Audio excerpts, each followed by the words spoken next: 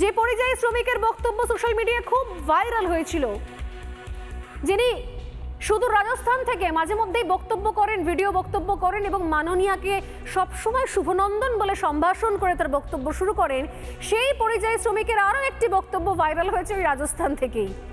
খুব ভাইরাল হয়েছে সোশ্যাল মিডিয়াতে, না শুনে পারছি না, একবার শোনাবো যে আদেও ভিন রাজ্যের শ্রমজীবীরা এ রাজ্যে এসে ভাতাজীবী এবং বেকারজীবী হতে আদেও প্রস্তুত।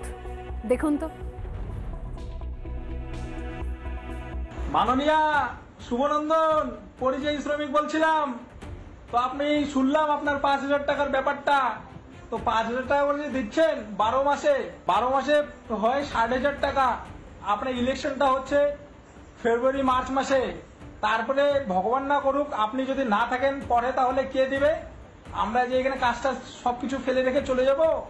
এই যে 2টো রুম নিয়েছি, একটা এই যে 2টো, ঠিক আছে, 2টো রুমের ভাড়া হচ্ছে 12,000 টাকা মাসে। পুরো ফ্যামিলি মিলে 75 থেকে 80,000 টাকা কাজ করি এখানে। তো বাড়ি গেলে তিনজনের হয় 15,000 টাকা, ঠিক আছে। তো তার সাথে ইলেকট্রিক বিল, খাওয়া দাওয়া, আরো খরচা বেড়ে যাবে। তো 15,000 টাকাতে কি হবে মাননীয়া?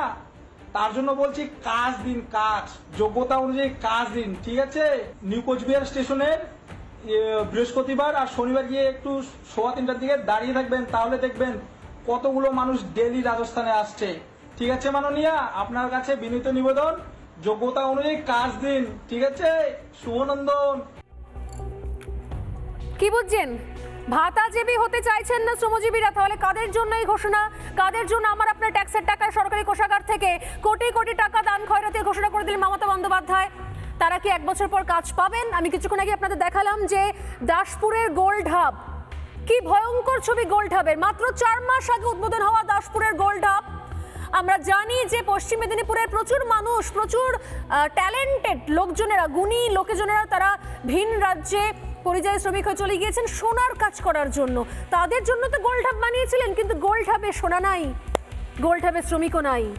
গোল্ড হাবে শুধুমাত্র মশামাছি বনবন করছে। ঝাঁ চকচকে গোল্ড হাব 2 বছর পরে, 2টো বর্ষা পেরোলে সেই গোল্ড হাব হয়ে যাবে জংলাবাড়ি। কিন্তু এখনও এই ঝাঁ চকচকে গোল্ড হাব, টাইলস বসানো, মার্বেল করা, বেসিন লাগানো, সন্ধে নামার পর কোন কাজ ব্যবহার করা হয় আমি কিন্তু জানি না মাননীয়। অতএব বিতর্কিত বিষয় নিয়ে কথা বলছি না।